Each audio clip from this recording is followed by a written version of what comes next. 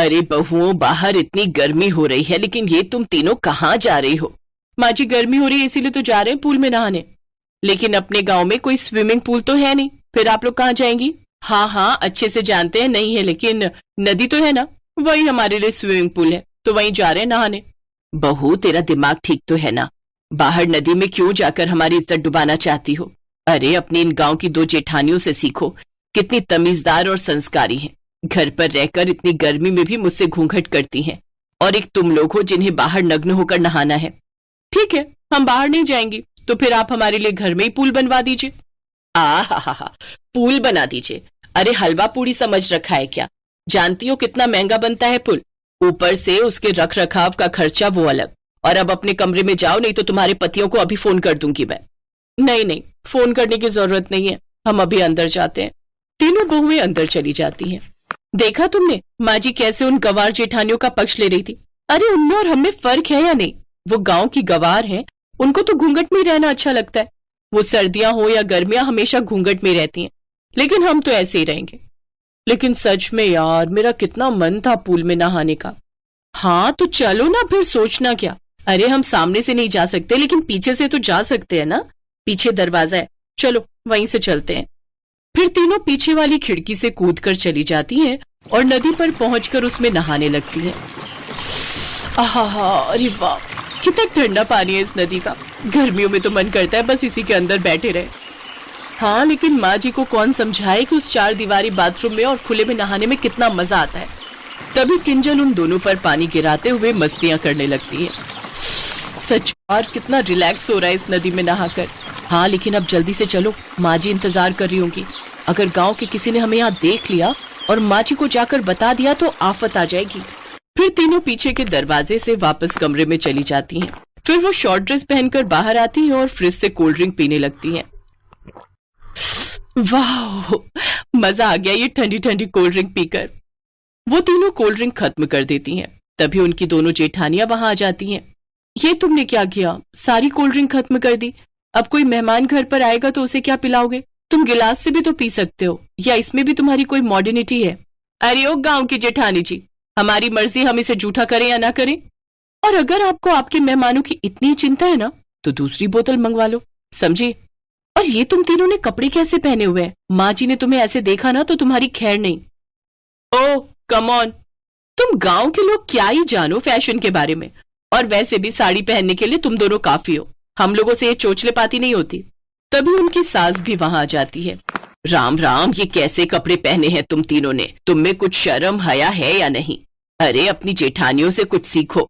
अगर आप हमारे लिए स्विमिंग पूल बनवा देती ना तो हमें इतनी गर्मी में रहना ही नहीं पड़ता, लेकिन नहीं, आपको तो अपने पैसे प्यारे हैं ना। ओफो, इन तितलियों को तो कुछ कहना ही बेकार है। इनका फिर से वही राग शुरू हो गया। अच्छा ठीक है, अगर तुम्हें ऐसे कपड़े पहनने हैं तो पहन लो, लेकिन घर से बाहर इसे पहनकर मत जाना, समझी? और रही स्विमिंग पूल की बात तो मैं नहीं बनाऊंगी। ऐसे ही समय बीतता है। अब वो हर रोज उस नदी में नहाने चली जाती हैं और इस बात की भनक तक किसी को नहीं लगती। लेकिन एक रोज उस गांव की एक औरत उन्हें देख लेती है और वो आकर उन तीनों की सास आशा को बता देती है। फिर सास उनके कमरे में जाकर देखती है तो तीनों वहां नहीं होती। फिर उसकी नजर पीछे के दरवाजे पर जाती है जो खुला हुआ होता है। आशा हाथ में डंडा लिए वहीं दरवाजे के पीछे खड़ी हो जाती है। फिर जैसे ही वो तीनों नहाकर वापस आकर घर के अंदर घुसने की कोशिश करती है तो आशा देवी डंडे से उनकी पिटाई करने लगती हैं। ये लो, बड़ा मजा आ रहा था ना तुम्हें बाहर खुले में नहाने में। मेरे मना करने पर भी तुम नहीं माने। ये लो और लो। माँ जी, आप ये क्या कर रही है? इसमें हमारी क्या गलती? अब आप हमें पुल बनाकर नहीं दोगे तो ऐसा ही होगा ना। और अब वो खुला हुआ हो या कोई हमें देखे, इससे हमें कोई फर्क नहीं पड़ता। हम अपने घरों में भी स्विमिंग पूल में नहाते थे। तुम लोगों को माँ जी से ऐसी बात नहीं करनी चाहिए। और तो और शुक्र मनाओ कि तुम्हें किसी और ने नहीं देखा खुले में नहाते हुए। माँ जी हमारी बात सुनती तो आज उन्हें लोगों की बातें नहीं सुननी पड़ती। घर में पूल होगा तो हमें क्या पड़ी है बाहर जाने की। ठीक है, मैं कल ही घर में पूल बनवा दूंगी, फिर तुम सब दोबारा ऐसी हरकत मत करना। अगले दिन से ही आशा देवी अपने घर के पीछे स्विमिंग पूल बनवा देती हैं। घर में पूल बन जाने के बाद अब तीनों बहुएं पूल में ही नहाने लगती हैं और एक दूसरे के साथ मजे करने लगती हैं। लेकिन कुछ ही दिनों में उसमें सारा दिन नहा नहा कर बोर होने लगती हैं। फिर वो तीनों अपना दिमाग चलाती हैं और घर के बाहर एक बोर्ड लगा देती हैं जिसे एक लड़का पढ़ने लगता है। आइए और सिर्फ 100 रुपए में पूल के मजे लीजिए।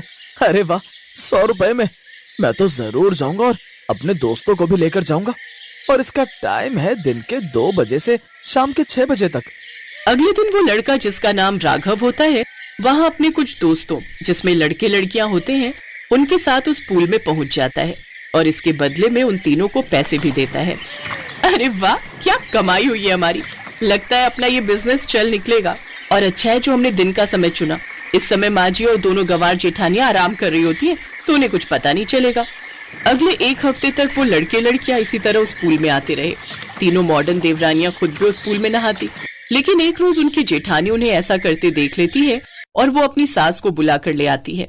ये देखिए माँ जी, ये तीनों मॉडर्न देवरानियां आपके प्यार का कितना गलत फायदा उठा रही हैं। पुल के नाम पर पैसे कमा रही हैं और इन छिछोरे लड़के लड़कियों को यहाँ पुल में पैसे देकर नहाने दे रही हैं। बहुत फायदा उठा लिया इन्होंने मेरी शराफत का। मैंने ये पुल बनवा कर ही गलती की। लगता है अब इनकी बेशर्मी के बारे में मुझे इनके पतियों को खबर करनी ही होगी। उसकी कोई जरूरत नहीं है माँ, हमने सब अपनी आंखों से देख लिया है। अगर तुम तीनों को बिजनेस करना है, पैसा कमाना है और यूं पूल में बेशर्मों की तरह नहाना है, तो वापस अपने घर चली जाओ और वहीं जाकर अपना ही रूप दिखाओ। बिल्कुल ठीक कहा आपने। हम तीनों तुम तीनों को तलाक दे देंगे, क्योंकि जैसे हमारे परिवार हमारी माँ की इज्जत की परवाह नहीं, उसकी हमें भी कोई जरूरत नहीं। अपने पतियों की ये बात सुनकर तीनों मॉडर्न बहुओं को अपनी गलती का एहसास हो जाता है और वो अपनी गलती की माफी मांगती हैं। उनकी सास और पति उन तीनों को माफ कर देते हैं, जिसके बाद वो भी मॉडर्न कपड़े छोड़ साड़ी पहनती हैं और अब संस्कारी बहुएं बनकर घर के सारे काम करती हैं। अब सभी घर वाले मिलकर उस स्विमिंग पूल का इस्तेमाल करते हैं और एक साथ खुशी खुशी उसमें नहाते हैं। सुबह के 6 बजे होते हैं कि तभी नीतू अपने पति को उठाने की कोशिश करती है। अरे क्या होगा, आज संडे है, आज तो देर तक सोने दो। अरे चलो उठ भी जाओ ना, अभी सभी घर वाले सो रहे हैं, उनके उठने से पहले हम जल्दी से कराते हैं। अरे क्या कराते हैं, तुम्हें जो करना है अकेले कराओ, लेकिन मुझे अभी सोने दो। क्यों टाइम वेस्ट कर रहे हो, जल्दी से चलो, नहीं तो सारा दिन लाइन में ही खड़े रह जाओगे। अरे जबरदस्ती है क्या, जब आ ही नहीं रही तो जाकर करूँगा क्या। अब तुम निकलो यहाँ से और मुझे सोने दो। ओहो, अगर इनके चक्कर में रही तो मैं भी पेट पकड़कर ही बैठी रह जाऊंगी। इसके बाद नीतू पेट पकड़ते हुए जल्दी से अपने कमरे से भागकर बाथरूम की ओर जाती है तो देखती है कि उसकी दोनों जेठानियां और छोटी देवरानी पहले से ही बाथरूम के बाहर खड़ी होती हैं। अरे यार, लेट हो गई, लगता है और जल्दी उठना चाहिए था। नीतू को देखकर उसकी देवरानी कहती है, आओ दीदी जल्दी से आकर लाइन जाओ। पर अगर तुम सब बाहर हो तो फिर टॉयलेट में है कौन? और कौन होगा मम्मी जी के सिवा? नीतू जोर जोर से दरवाजा पीटते हुए कहती है, अरे मम्मी जी आप कहीं सो तो नहीं गई, जल्दी से बाहर आ जाओ, यहाँ लाइन लगी पड़ी है। निधि ये कही रही होती है कि तभी शीला, उनकी सास, टॉयलेट से बाहर आती है। उसके बाहर आते ही मंशली बहू नीतू पेट पकड़कर पीछे से भागते हुए आती है और लाइन तोड़कर टॉयलेट में घुस जाती है और झट से दरवाजा बंद कर देती है। ये सब देखकर बाकी सब हैरान रह जाती है। तभी सबसे बड़ी बहू राखी जोर जोर से दरवाजा पीटते हुए कहती है, अरे ओ नीतू की बच्ची, जल्दी से बाहर निकल, मेरा नंबर था, तू कहाँ से बीच में घुस गई? निकल निकल ना आप। अरे क्यों दरवाजा पीट रही है, उसको तोड़कर ही मानेगी क्या? और अब वो अंदर गई है तो पेट की गंदगी निकाल कर ही बाहर निकलेगी। और जब मैं अंदर थी तब भी तुम में से कोई दरवाजा पीट रहा था। तुम सब जानती हो ना, बुजुर्ग लोगों को कब्ज की शिकायत रहती है। अगर आपको कब्ज की शिकायत रहती है तो सुबह जल्दी उठकर फ्रेश हो जाया कीजिए। आपकी कब्ज के चक्कर में तो हम लोगों के पेट के बुलबुले उठने लग पड़ते हैं। ये सब बातें छोड़ो मम्मी जी, अब ये बताओ कि कब तक हम ऐसे ही एक टॉयलेट में जाते रहेंगे? उम्र भर ऐसे ही जाना होगा। क्या मतलब? मतलब ये कि शुक्र मनाओ तुम लोगों को एक टॉयलेट तो नसीब हुआ।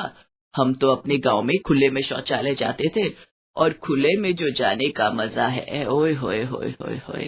इतना कहते ही शीला चुप हो जाती है। पर मम्मी जी, आपकी इतनी सारी बहुएं हैं, आपको 2 टॉयलेट तो बनवाने ही चाहिए ना। आई बड़ी 2 टॉयलेट वाली, ये घर है, कोई तेरे बाप का होटल नहीं जो 2-2 टॉयलेट चाहिए तुम्हें। मम्मी जी, पर जैसे यहाँ लाइन लगी है ना, ये किसी के घर का टॉयलेट नहीं बल्कि किसी चौल का सुलभ शौचालय मालूम होता है। हाँ, बस इसका ये एक सुख है कि हमें धोने के लिए बाल्टी और मग्गा लेकर नहीं आना पड़ता। निधि बोल ही रही थी कि तभी वहाँ खड़ी राखी जोर से बदबूदार गैस छोड़ती है। उसकी बदबू से वहाँ खड़े सभी अपनी नाक पर हाथ रख लेते हैं। उसके ऐसा करते ही शीला कहती है, हाय मोरी मैया, ना जाने क्या ठूसा था इस कमबख्त ने रात में जो इतनी गंदी बदबू निकाली है। मम्मी जी, जिस घर में 4 बहुओं का एक टॉयलेट होगा वहाँ तो ये सब झेलना ही पड़ेगा। फिर राखी दोबारा से दरवाजा पीटते हुए कहती, जल्दी से बाहर निकल मेरी माँ, अब तो बर्दाश्त से बाहर है सब कुछ। ये कहकर राखी फिर से दरवाजा पीटने लगती है। शीला देवी की जॉइंट फैमिली थी जिसमें उसकी 4 बहुएं थीं और 4 बेटे थे, और उन सबके लिए केवल एक ही टॉयलेट था। सारा घर एक ही टॉयलेट यूज करता था। वैसे कहने को तो उस घर में 2 टॉयलेट थे, लेकिन दूसरे टॉयलेट की सीट टूट रखी थी और फ्लश पूरी तरह खराब था, जिस वजह से कोई उसे यूज नहीं करता था। बेचारी सारी बहुओं का आधा दिन तो टॉयलेट में अपनी बारी आने के इंतजार में ही गुजर जाता, और ऊपर से अगर गलती से कोई मेहमान घर पर आ जाए तब तो समझो हो गई छुट्टी। ऐसे ही एक दिन दरवाजे की घंटी बजती है, तभी नीतू दरवाजा खोलती है। मैडम, रश्मि जी का पार्सल आया है। रुको, मैं अभी उसे बुलाती हूँ। रश्मि, अरे ओ रश्मि, जल्दी आ, देख तेरा पार्सल आया है। आई दीदी। ये लीजिए। पार्सल देकर कुरियर बॉय वहाँ से जाने लगता है। तभी वो रुककर उन दोनों से कहता है, अगर आप बुरा ना मानो तो क्या मैं आपका टॉयलेट यूज कर सकता हूँ?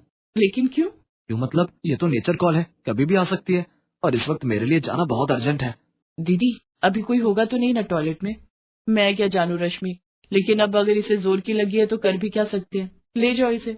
रश्मि इसको टॉयलेट की तरफ लेकर जाती है, लेकिन जैसे ही कुरियर बॉय दरवाजा खोलने की कोशिश करता है तो वो अंदर से बंद होता है। इतने में अंदर से आवाज आती है, अब कौन है बे, कम से कम यहाँ तो चैन से बैठने दो, सुबह जाने नहीं देते, दिन में भी परेशान करके रखा है। अब तो जब तक कार्यक्रम पूरा नहीं होता मैं बाहर नहीं आऊंगी। अरे दीदी धीरे बोलो, अगर गलती से किसी ने सुन लिया तो क्या सोचेगा? सुनने दो, अगर कोई सुनता है तो कम से कम औरों को भी तो पता चले कि कैसी जालिम सास है हमारी, जो 4-4 बहुओं के लिए सिर्फ एक ही टॉयलेट रखा हुआ है। इसके बाद रश्मि उस आदमी से कहती है, जी माफ कीजिएगा लेकिन आपको थोड़ा वेट करना होगा। कोई बात नहीं जी, मुझे इनके जितनी इमरजेंसी भी नहीं है। ये कहकर वो आदमी क्रॉस लेग करके खड़ा हो जाता है, लेकिन काफी देर इंतजार करने के बाद भी जब निधि बाहर नहीं आती तो वो आदमी जल्दी में वहाँ से निकलने लगता है कि तभी रश्मि पीछे से आवाज देते हुए कहती है, अरे रुकिए तो, कहाँ जा रहे हैं आप वो काम पूरा करके ही जाइए। नहीं करना मुझे कोई टॉयलेट, अगर मैं ऐसे ही वेट करता रहा तो मेरी पैंट यहीं गीली हो जाएगी। इससे तो अच्छा होगा मैं बस स्टैंड पर बने सुलभ शौचालय में चला जाऊं। ये कहकर वो आदमी वहाँ से भागता हुआ चला जाता है। रश्मि अपना सर पकड़कर बैठ जाती है। कुछ महीने ऐसे ही बीतते चले गए, लेकिन टॉयलेट की समस्या ज्यों की त्यों बनी रहती है। एक शाम जब शीला घूमने गई होती है तभी चारों बहुएं बैठकर रोज की इस परेशानी का हल ढूंढने के विषय में चर्चा करती हैं। हे भगवान, अब क्या दिन आ गए, हमारी जो सास की चुगलियां छोड़कर टॉयलेट के ऊपर चर्चा करने बैठे हैं हम। सब हमारी सासू माँ का किया धरा है। वो सब तो ठीक है, लेकिन अब ये सोचो कि कैसे हम अपनी सास को दूसरा टॉयलेट भी ठीक करने के लिए मनाएं। ऐसे तो मानने से रही, हमें कोई तरकीब सोचनी पड़ेगी जिससे सांप भी मर जाए और लाठी भी ना टूटे। वैसे मेरे पास एक आइडिया है, क्यों ना हम में से एक का पेट खराब कर दिया जाए, जिससे सारा दिन उसका टॉयलेट में ही बीते। फिर जब मम्मी जी को टॉयलेट यूज करने नहीं मिलेगा तभी उन्हें दूसरे टॉयलेट की अहमियत समझ में आएगी। वो तो ठीक है, पर किसका पेट खराब करे? तू अपना कर ले, मैं तेरे लिए जमाल गोटा लाई देती हूँ। वाह जी वाह, ये क्या बात हुई, मान न मान मैं तेरा मेहमान। अगर मुझे टॉयलेट में जगह ना मिली तो मेरा तो हो जाएगा ना वही काम तमाम। ऐसा करो, आपका आइडिया है, आप पर ही आजमा कर देखते हैं इसे। ना बाबा ना, ओहो, हम सब क्यों अपना पेट खराब करें? जिसकी वजह से ये परेशानी हो रही है उन्हीं का खराब करते हैं। अभी तो सास होने का फायदा उठाकर वो हमसे पहले टॉयलेट चली जाती हैं। हाँ, ये अच्छा आइडिया है। यही। उसी शाम अपने प्लान के अनुसार वो चारों अपनी सास के खाने में जमाल गोटा मिला देती है। कुछ देर में शीला के पेट में गड़बड़ शुरू हो जाती है और वो भागते हुए टॉयलेट की तरफ जाने लगती है, लेकिन तभी रश्मि झट से टॉयलेट में जाकर अंदर से दरवाजा बंद कर लेती है। शीला दरवाजा पीटते हुए चिल्लाकर कहती है, अरे करमचली, तुझे सुबह से टाइम ना लगा, जो मेरे जाने पर ही घुसना था तुझे, जल्दी निकल बाहर।